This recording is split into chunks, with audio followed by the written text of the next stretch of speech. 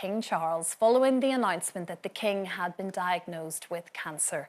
It was reportedly the first time they've met face-to-face in 17 months. Obviously, there have been rumours of a strained relationship in the last few years. But do we think you should always just try and make up, particularly if it's family, when it comes to these sort of circumstances, Brenda? I mean, there's lots of speculation today in the press. He was there for 30 minutes, 45 minutes at the most.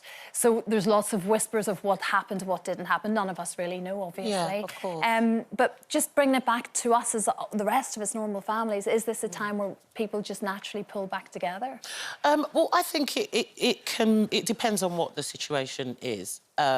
It can be quite awkward at like family gatherings and things if there is somebody in the family that aren't talking and family feel that they can put give their 10 pence worth. I think that you should just try to be as civil as you can so that it doesn't create further rifts within the family so that people end up taking sides. Mm-hmm. Yeah.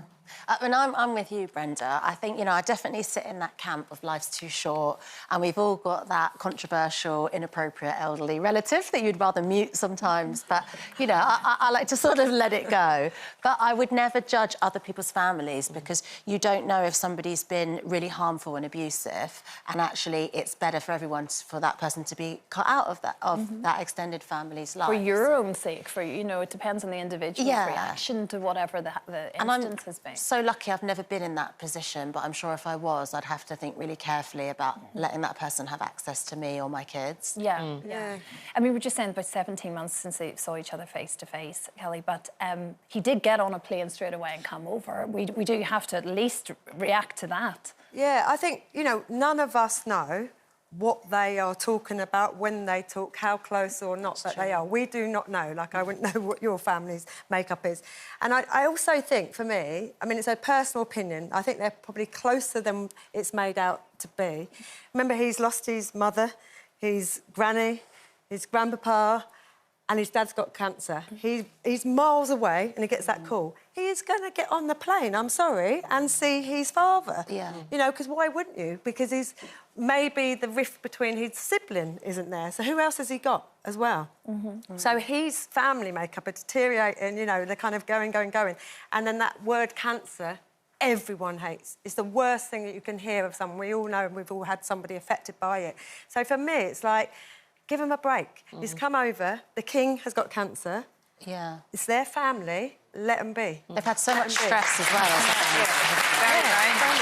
Huge amount of stress, yeah. you say. And of course, Kate, obviously, after her abdominal surgery as well, there's a lot happening health-wise amongst the royals right now. Definitely. Would you like to see this, maybe, Brenda, as a turning point where we start to see him in Britain a bit more? Of course, I think that would be a lovely thing to happen, but unfortunately there's so much speculation that's there. I think we should just let them try and fix it as best as they can, and if they don't, then they don't, and just keep out of it. Yeah.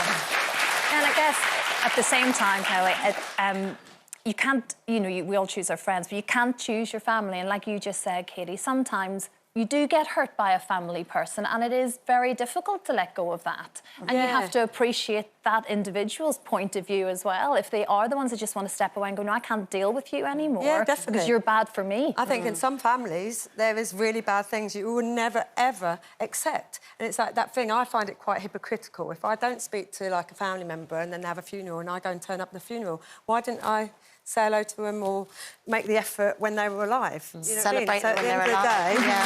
You know, some things just won't be fixed.